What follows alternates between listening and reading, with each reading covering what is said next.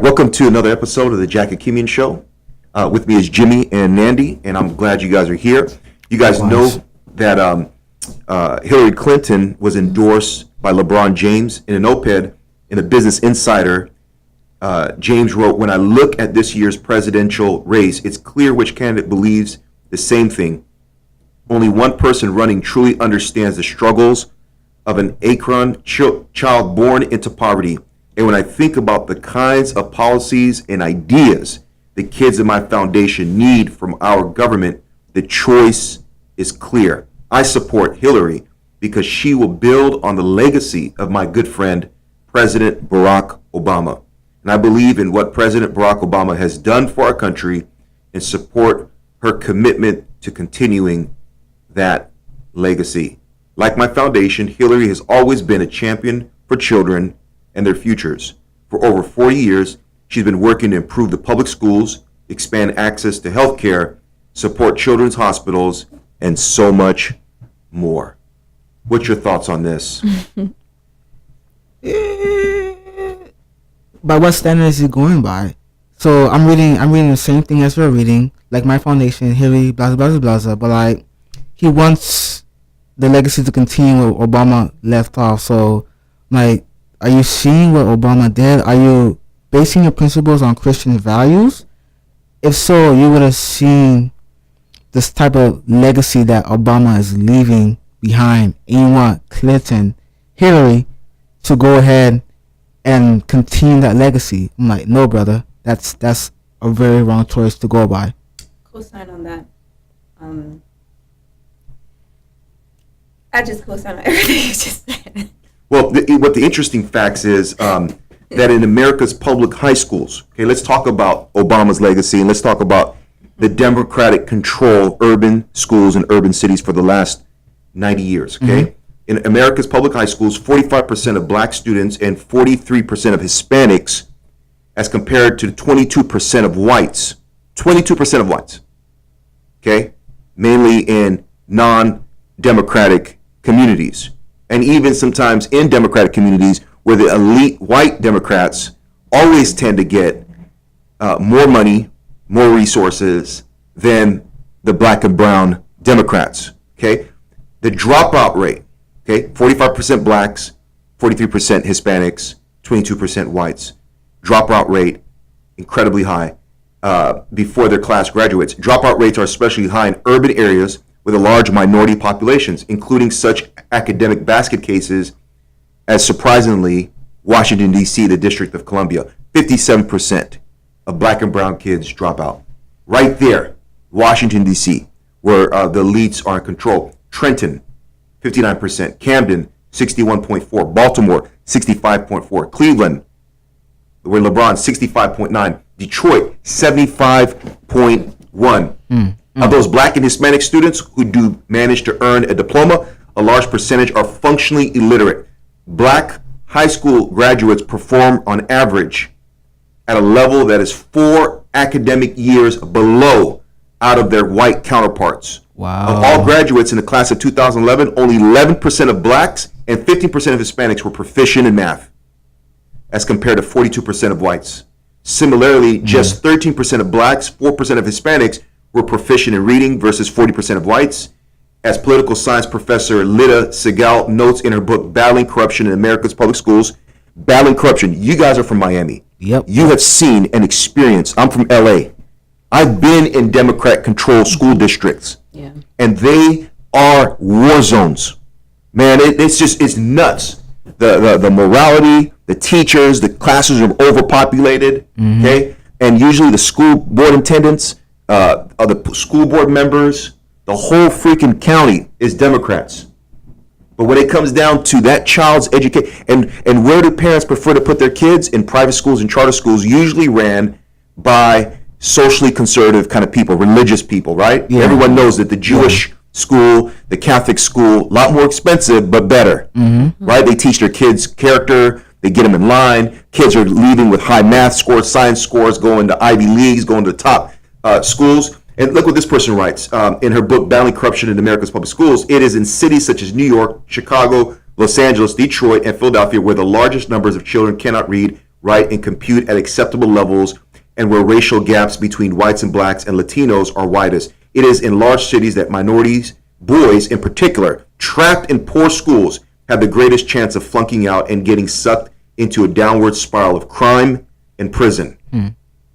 These failed inner city schools are run entirely by Democrats and progressives, as author John Goldberg points out, have controlled the large inner city school systems for generations. Indeed, the powerful teachers' unions overwhelmingly support the Democratic Party and its left-wing agenda. The bureaucrats at the Department of Education overwhelmingly hold progressive political and social views, and the ideological orientation of America's teacher training colleges is decidedly leftist. And all these factors have combined to create the proverbial train wreck that is public education in the United States today. Wow. LeBron wants more of this versus giving parents. And what's interesting is that black leaders, even Democrats, especially in Florida, are passionately for school choice. Right? They want parents to be able to take their voucher and choose the school of their choice, whether it's a STEM-based church that focuses on the science, technology, engineering, and math, or they put them in a Christian or Catholic institution. Some want to put their kids in Jewish schools. And every single black, Caribbean, and African American Democrat parent I speak to wants school choice. But the white elites within the Democratic Party, like the Clintons, and their surrogate puppet black commissioners and Congress and senators, go against overwhelmingly what black and Latino Democrats want, which is school choice, and they continue to fund public schools. So how is Hillary Clinton going to be good for Akron, Ohio, and the black community when her and the whole DNC have a philosophy which is basically we need to control everything and not allow local control and local schools on a micro level provide the type of personal contextual care that blacks need, where there's a loving environment, high character building environment, and the kids are pushed in expectation that they be able to compete with the medical sciences, with the math sciences, the engineering sciences, and the classrooms have a high expectation of character, because you guys know that if a classroom is not manageable, how does a teacher teach with all the drama? It's chaos. I'll say this. I am part of the percentage. I've been to North Miami Elementary School, North Miami Middle School. I went to Diller High School, all in South Florida, right? So I've experienced the whole situation of not going to school and not being properly resourced with the proper material I needed to learn. Because I know now I'm in Barry University pursuing my master's. I noticed a difference between the private and public school. One that is privately funded, the others they get the resources from the government. The institution that is privately funded, totally different. It's a small classroom. You're being challenged constantly. That was a struggle for me in the beginning. The reason why, because going to public schools, I've never been challenged like that before. Yeah. I've never been pushed like that before. I've never been beaten like that before, right? So I know the difference, and it's so needed for parents to choose the school of their choices for their child in the type of education that they think their child needs, and that is their child needs to be in the STEM program to be competitive with other students in the county or whatnot. Because I could promise you that black males, once you go up the education ladder, I will see few of me in this realm. Like, I'm pursuing medicine. From elementary school, there's a lot of black boys. Middle school, a lot of black boys. High school, of course, it's mandatory to do that. But once they start dropping out. Exactly. Senior year, yeah. But the moment you go to college, you notice the difference.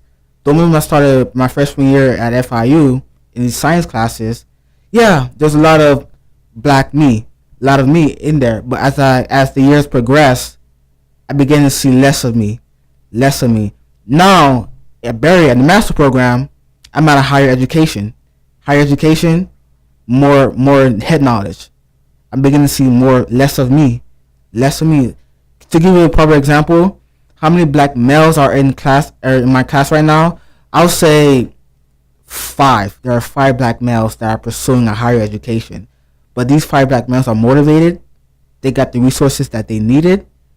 And just imagine if there was more black males or every black families, black or brown, in the community of North Miami, Broward, or whatever in the ghetto, if they had more resources, can you imagine how powerful that would be to see more black faces in the school system? Yeah, and this is the reality, right? The democratic social philosophy that began to pervade in the 30s when Roosevelt came into power has destroyed the black community. Okay, you have government replacing fathers, and the data shows that fathers are the most critical component of the success of young black males and just black children and thing. But you have a social philosophy that doesn't really touch on that, right? And then what's interesting is that LeBron said that she's better for healthcare. Is she? Okay. Miami Herald just came out with an article this week, this week, talking about Floridians who buy their own healthcare insurance in 2017 are likely to see their premiums rise by an average of 19% over the current year, according to analysis released Friday by the state's Office of Insurance Regulation. Okay, an estimated 1.53 million Floridians bought plans on the ACA exchange in 2016, according to the Department of Health and Human Services, and the great majority, about 1.4 million, or 93%, receive a government subsidy to help make that coverage more affordable. So this year, those who got on the Affordable Care Act are going to see a major increase in their premium. The president promised that people will be able to keep their doctors, keep their premiums. In fact, their premiums are going to drop. Well, the premiums have increased. So the point about it is Hillary Clinton wants universal health care, which is everyone is, required to be insured, which in a sense the Obama Care Act is saying, but it penalizes you with a tax if you don't get insurance. But the point of it is this: things have not gotten better with healthcare. We have black unemployment at the highest. Okay, unemployment has decreased for other cultures, but not for blacks. And in the employment that blacks are getting are $10 to $12 an hour jobs, not necessarily professional wage jobs in which they can make a living. Black home ownership has decreased in the last 8 years under the president. Why? Because we don't have the ability to buy homes. That's just the bottom line. So, getting a part-time job at Burger King is not a good job because, again, the social philosophy, which is the government is here to help you, versus the conservative free market principle that says, look, you need to do something.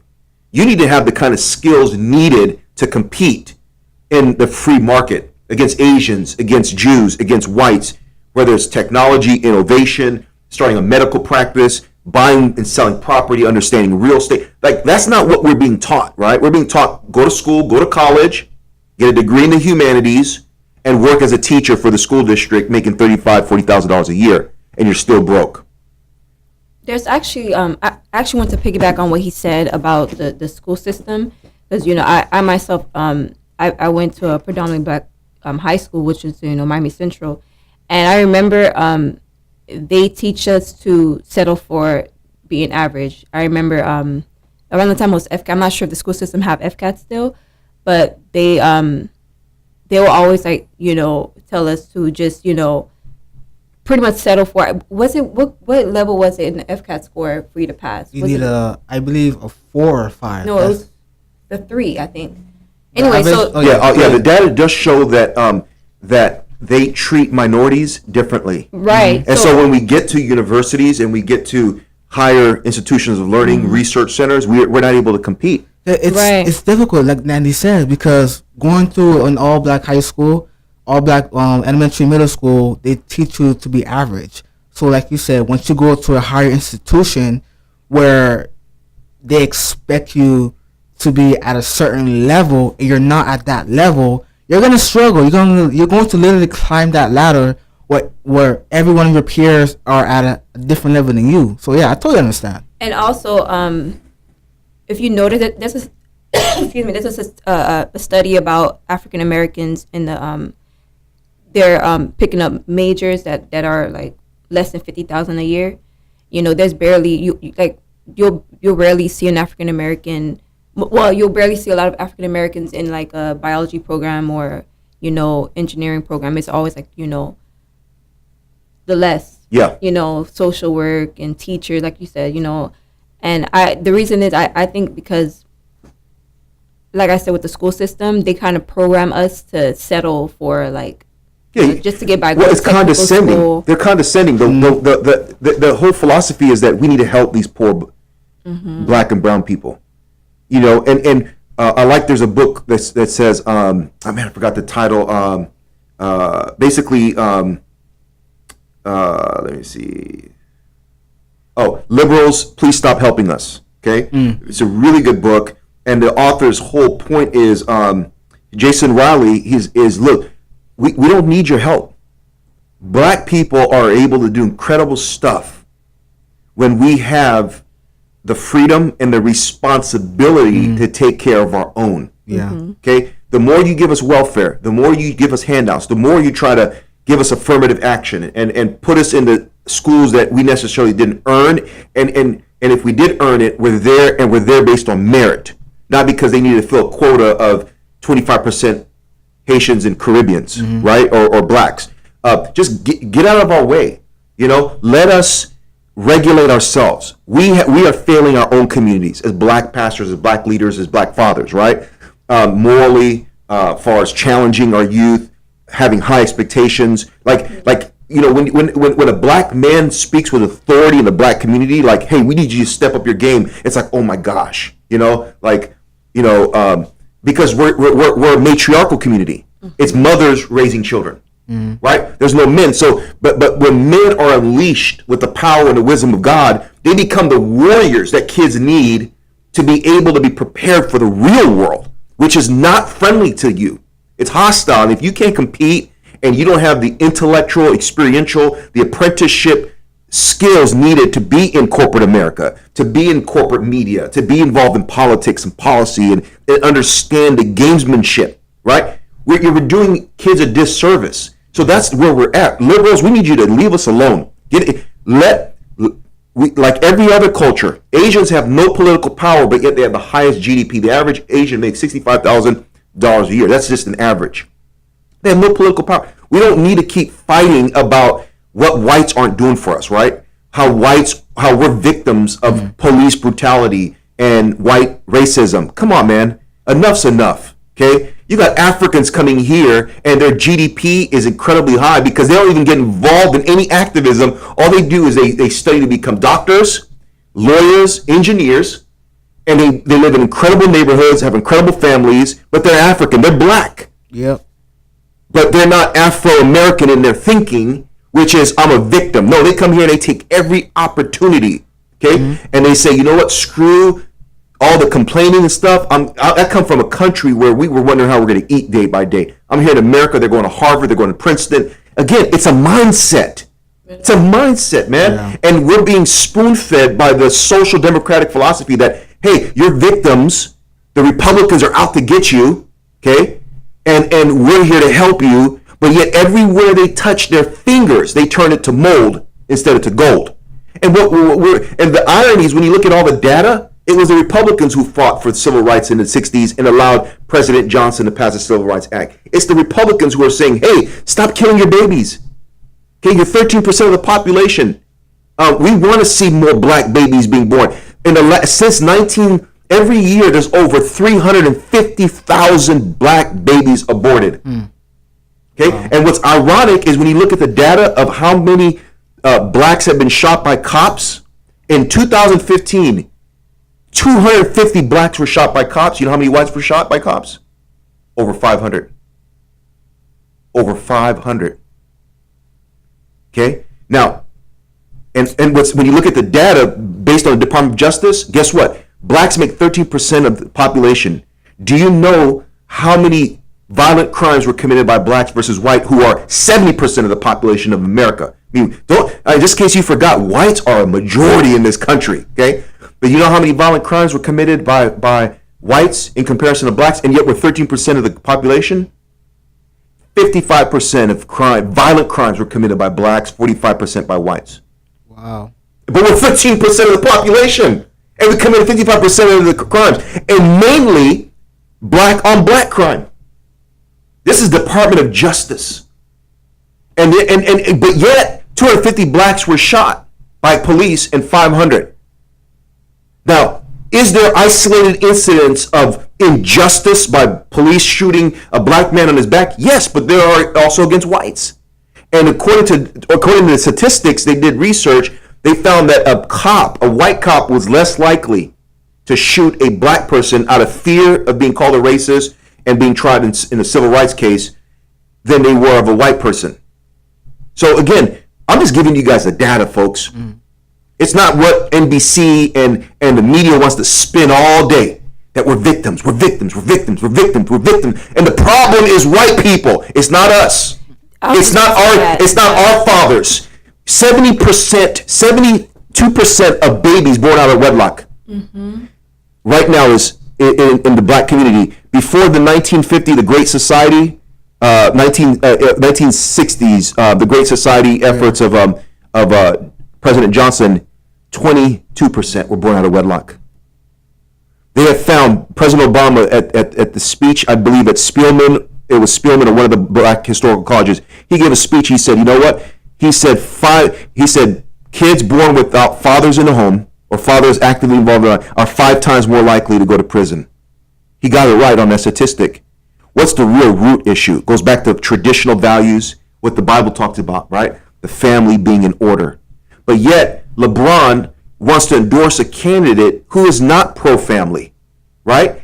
Who is not about local control of teaching, is not empowering black charter school leaders.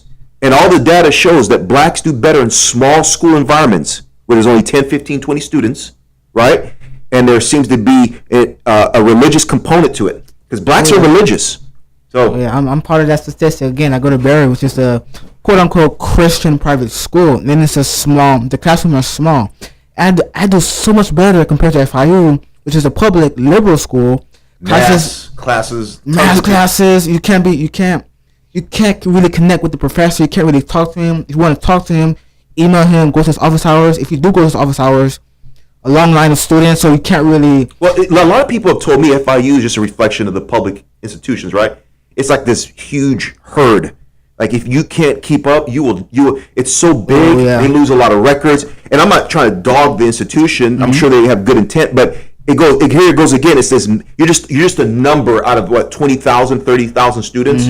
And I've heard a lot of complaints that there's not a quality of care, right? They don't really get to know you.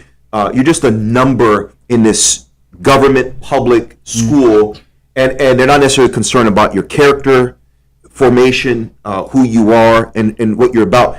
And what are we saying? We're saying that smaller is better, especially when it comes to apprenticeship and education and development of, especially the black student, for the real international world.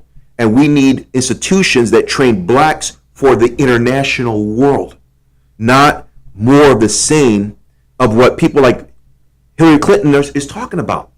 These people want to and they keep throwing money at the problem when we know it's not a money issue. A lot of the money gets siphoned off. These corrupt, you know how many indictments there's been of local school board corruption? These guys work out private contracts with vendors that happen to be their buddies, and then millions are spent on classrooms that were supposed to be painted, and when they do the investigation, none of the stuff ever got done. I mean, this type of stuff is happening all the time because it's big. Tons of union money, right? And every teacher I speak to that's part of the union, they hate it. They're like, man, I hate being a teacher. The schools are crazy. The kids are crazy. The parents are not involved. You know what I'm saying? There's a ghetto mentality about the education. Instead of saying, you know what? The problem is families are not in order, and that's where the church should be speaking. The black church, we should have a strong message. Repent. Let's get our houses in order. We are failing our kids. A teacher can't parent your kid. And throwing money at the problem isn't doing it. And then you got teachers that are not motivated. They're just in the classroom for a $35,000, $40,000 annual check. Really? So again, I got a lot of issues with what LeBron is saying here. Yes? To kind of add on to what you said about the school system, you know, I'm a tutor at an inner city school in Liberty City called Charles R. Drew, and I work with first and second graders. And last week I had to do academic on track paperwork for each student, and so on the form it has several questions about what the child want to be, when they grow older, and majority of the kids said that they just want to go to work. None of them mentioned college or anything like that, and these are first and second graders. And so when I asked them, like, hey, you don't see yourself going to college and everything like that, they say, yeah, I want to go to college. Oh, I want to go to college to play football. When they think of college, they think of sports, and it's like, I realize for you, majority of us African Americans, growing up in that community, they think the only way to success is football, a rapping career, entertainment. Yeah, it's nothing about being a doctor, a lawyer, and once again, they weren't taught. They didn't see a value in it because they weren't taught that, okay, that's where success is. So they think of. Well, guess what? We need to evangelize. We need to get on the streets and start addressing parents. They need to hear the same message being hit everywhere they go. That's how change happens, right? When your pastor is saying the same thing as a school counselor, and the same school counselor is saying the same thing as the black radio host, and the black radio host is saying the same thing as the artist saying the same thing as, the principal. When you hear a message of self-responsibility, family responsibility, competition, screw the government, man. Let's build wealth. Let's teach our kids how to program. Let's teach our kids architecture.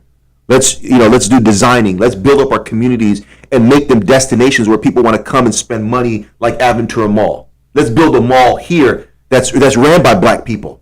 You know what I'm saying? You got North Miami, they're about to build a Chinatown, and they couldn't come up with a vision to build a Caribbean town. And you got 90% Caribbeans in North Miami. Chinese don't live around. Yeah, there's a Chinese population in North Miami Beach, off 163rd. You got the Chinese restaurants, blah, blah, blah. But they're like 2% of the population. You're telling me you're 90% of the population, all the way from Little Haiti to North Miami Beach, even going into Broward now. Yeah. And you couldn't come up with a Caribbean town? A mixture of Jamaican and Dominican and Haitian, and make this like a premiere. Like, you got to go to Caribbean town. They got every night. They got concerts and plays, and they got foods, and it's like this awesome thing, right? You go there and you feel like you're in the Caribbean world. You couldn't get some billionaire investors to come and do that. Make it the iconic, only existing Caribbean town. But you got Chinatown because some Chinese investors came to you with a vision and a plan to invest Chinese money right in the hood. And bring their country money. Yeah. Like, really? And this is the kind of black leadership we have in Miami, in black communities. And guess what? Most of them are Democrats. I said it. Democrats who are puppets, who at the end of the day have nothing to show for when it comes to sustainable economic growth. They'll build an apartment project in the hood, right? A housing project. All federal money, state money, county money. Never something that actually produces more wealth. It's always stuff like, it's always government dependent. A hospital that's government dependent. Not a hospital that's going to produce wealth like Baptist Health, that's privately ran and actually pays their employees. Baptist Health pays incredibly more for nurses and doctors than Jackson. Better care, privately ran, by the Baptists. Why? Because they own it. They take, when you own something, when you own a house, you treat the front yard differently. Right. You go through right now Opelika and all through North Miami, you see some of the best houses, okay, that are like pretty and they're designed. They got nice brick and roofs. You knock on the door, because I do some door knocking in the community. Man, it's a Latino, a Dominican, a Cuban. You go to the black house, it's like, what? Trash everywhere. Grass hasn't been mowed. Why? Because they're renting from a white person or a Latino who bought the house and lives in Broward, and they're renting to the black house. And I'm generalizing here. I'm not saying all black people, but I'm saying we don't own anything that produces wealth and appreciates value, so therefore we treat it like renters. We need to stop being rented to by the government and start owning our homes, our businesses, buildings, and have a vision that's holistic, spirit, economics, family, and hold ourselves accountable to something greater. I appreciate LeBron James's heart, but he doesn't understand that he will never solve the bigger problem, the systemic problem, long as we keep having a democratic social philosophy on how to operate our cities. So, man, God bless. We'll be back with some more.